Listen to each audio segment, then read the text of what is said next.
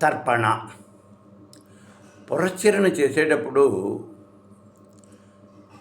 పురస్చరణ మొత్తం 5 భాగాలుగా ఉంటుంది అని చెప్పుకున్నాం. అందులో తర్పణ అనేది ఒకటి. ముందు మంత్రజపం, మంత్రజపంలో దశాంశం హోమం, హోమంలో దశాంశం తర్పణ చేయాలి అన్నాం.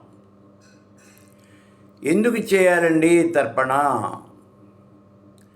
మంత్రసిద్ధి కలగాలంటే, దేవత ప్రీతి చెందాలి అంటే ఈ తర్పణ అనేది మనం చేసి తీరాలి. అయితే తర్పణ అనేది మొత్తం 6 భాగాలుగా ఉంటుంది. అంటే 6 రకాలుగా చేస్తారు ఈ తర్పణని.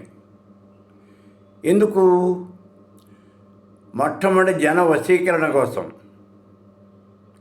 రెండవది శాంతి స్తంభనం, అలాగే మూడోది వచ్చి గ్రహ బాధ నివారణ, నాలుగోది రోగ నివారణ, ఐదవది తీవ్రమైనటువంటి వ్యాధులు తగ్గడానికి, ఆరవది ఆరోగ్యం. వీటన్నింటి కోసము మనం తర్పణ చేయటం అనేది జరుగుతుంది. అయితే ఆ తర్పణ చేసే విధానం వేరువేరుగా ఉంటుంది. ఆ సమయంలో మనం వాడేటటువంటి ద్రవ్యాలు ఇవి వేరుగా ఉంటాయి. ఏమిటవి? మొట్టమొదటి వశీకరణ,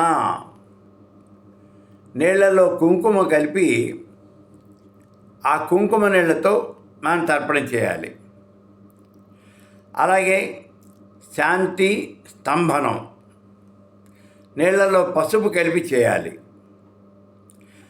గ్రహబాధ నివారణ, అలాగే రోగ నివారణ, మిరియాల పొడి, ఆవాలు, వీటిని నీళ్లలో కలిపి ఈ తర్పణ చేయాలి.